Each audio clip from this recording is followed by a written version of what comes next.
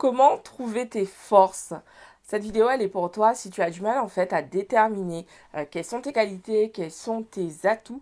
Reste avec moi pour cette vidéo dans laquelle je vais t'expliquer justement comment les trouver et pourquoi c'est hyper important en fait d'être au clair là-dessus, savoir exactement quelles sont tes forces, quels sont tes atouts, qu'est-ce qui fait que tu es la personne de la situation. Juste avant, je te souhaite la bienvenue. Bonsoir à tous. Je suis Clélia Isaac. Je suis ravie de vous retrouver ce soir sur la chaîne The Intuitive CEO.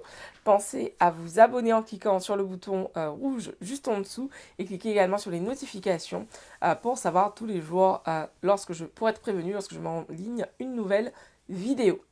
Alors je vous retrouve ce soir avec ce sujet, comment trouver tes forces. Je fais cette vidéo en fait parce que je vous en ai parlé, je suis une formation pour entrepreneurs depuis quelques mois en fait déjà.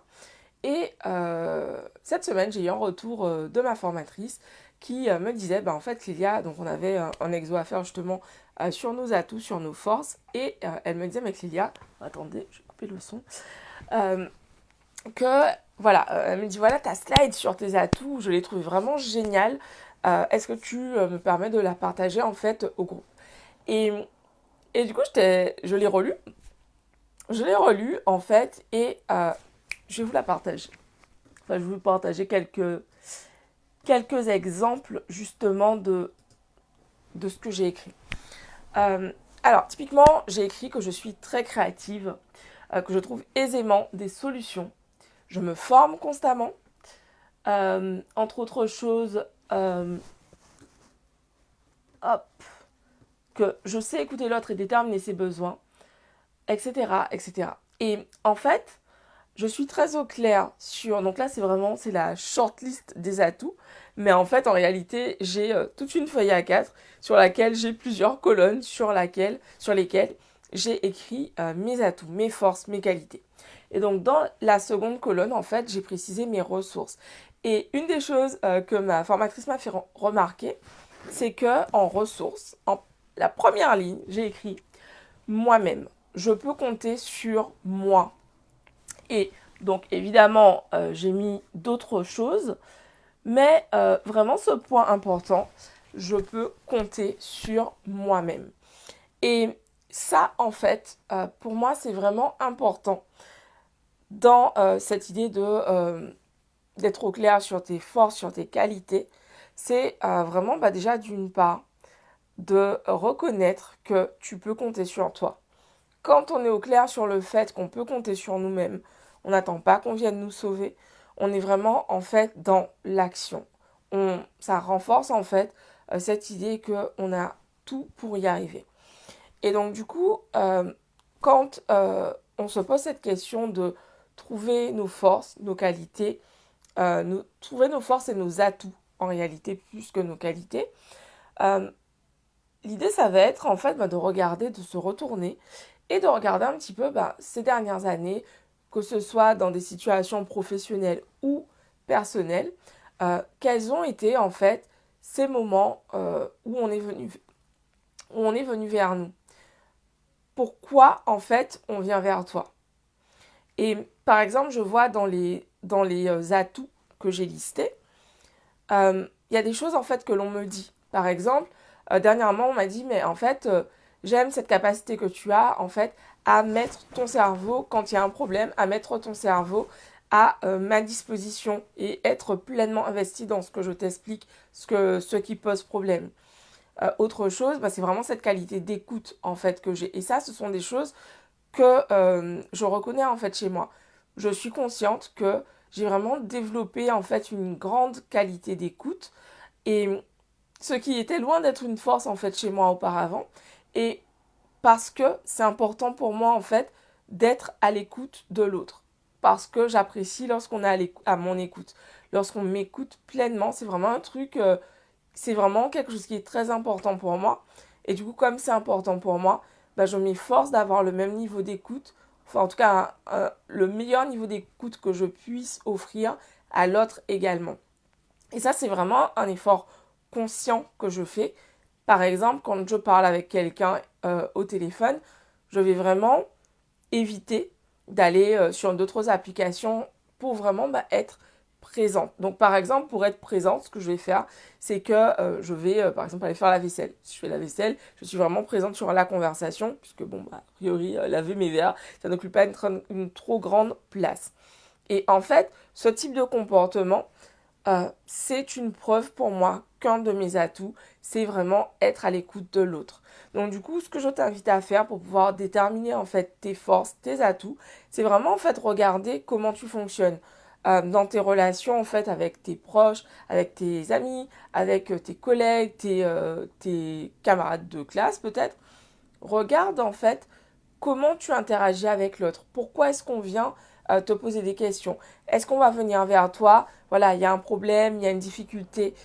On va venir vers toi comme étant une personne ressource pour trouver des solutions et régler la situation.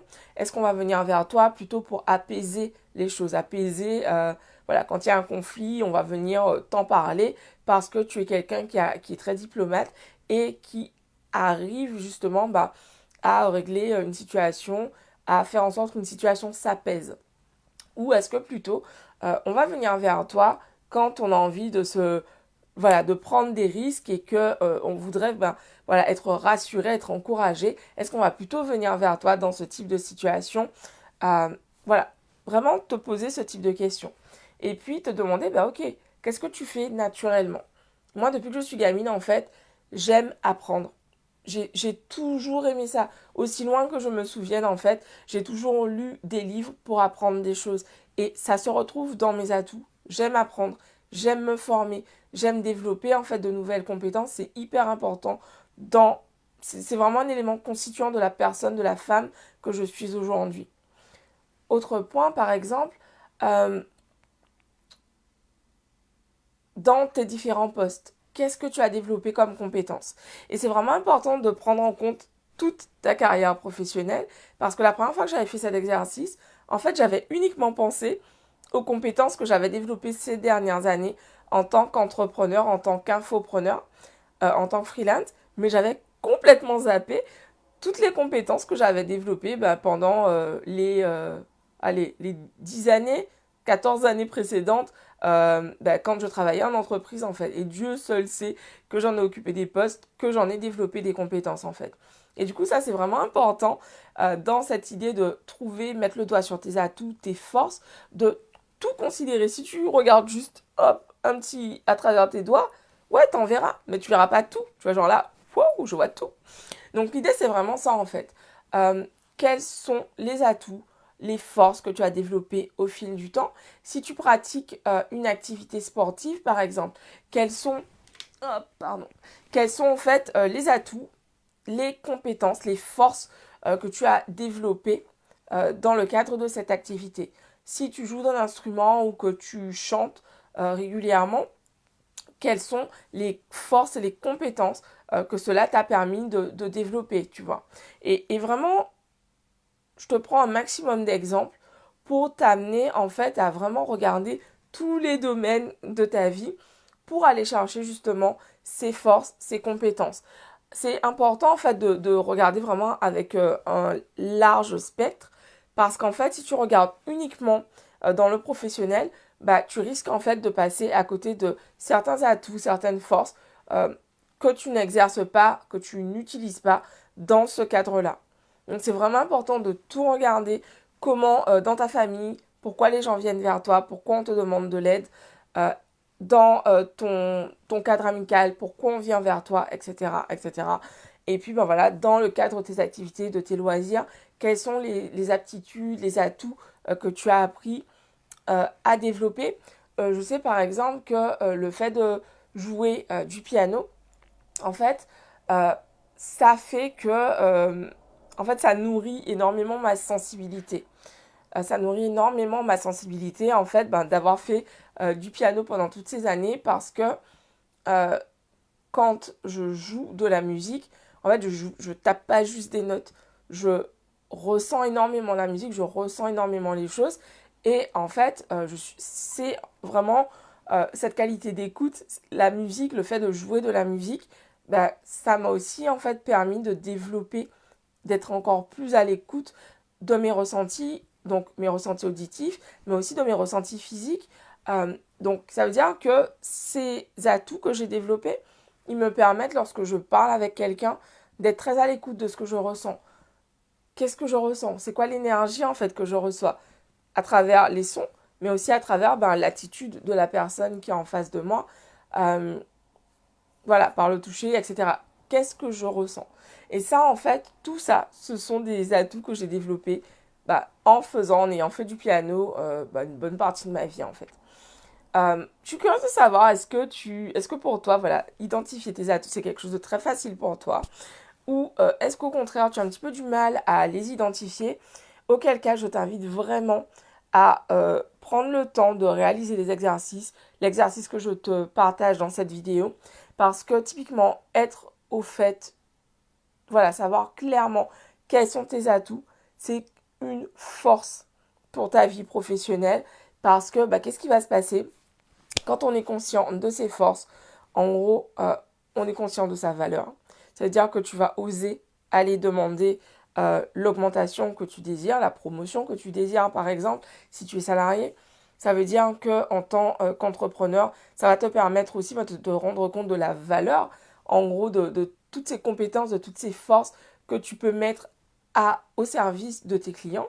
Et donc, ça va te permettre de proposer tes services et d'augmenter tes tarifs. Tout cela, en fait, ça joue vraiment de concert, en fait. Pour continuer sur la métaphore filée du piano, bref. Et tout ça, ça va de concert, en fait. Donc, plus tu es conscient de ta valeur, et moi, ça a vraiment été... J'ai fait cet exercice il y a quelques mois, et en fait, en le faisant, j'ai triplé mes prix de consulting freelance, et parce que justement, en faisant l'exercice, je me suis rendu compte de tout ce que je pouvais apporter à mes clients. Et du coup, pour moi, il n'y avait plus aucun doute que, ok, c'est bon. J'avais peur au moment où ce prix s'est présenté à moi intuitivement. Et en fait, quand j'ai fait la liste de toutes ces compétences que j'ai développées, je me suis dit, mais en fait, non, mais c'est bon, ok, on y va. Donc, travailler sur tes atouts, ça va vraiment t'apporter beaucoup plus de confiance pour aller chercher le salaire, la rémunération, le niveau, le tarif, en fait, aller fixer les tarifs que tu désires. Et ça fait vraiment toute la différence. Ok? Donc, je vous embrasse. Je vous dis rendez-vous demain pour une nouvelle vidéo. D'ici quelques jours, je vais revenir vers vous avec une masterclass. Je vous en dis plus d'ici quelques jours. J'ai vraiment envie de faire plus de masterclass cette année. Donc voilà, là, on a eu la première masterclass de l'année. Je vous partagerai sur les réseaux un retour que j'ai eu. J'ai kiffé. Voilà. Je vous dis à demain. Pensez à liker s'il vous plaît, à partager. C'est hyper important. Ça soutient mon travail. Donc merci infiniment de prendre une seconde pour le faire. Super, merci. Et à demain. Ciao.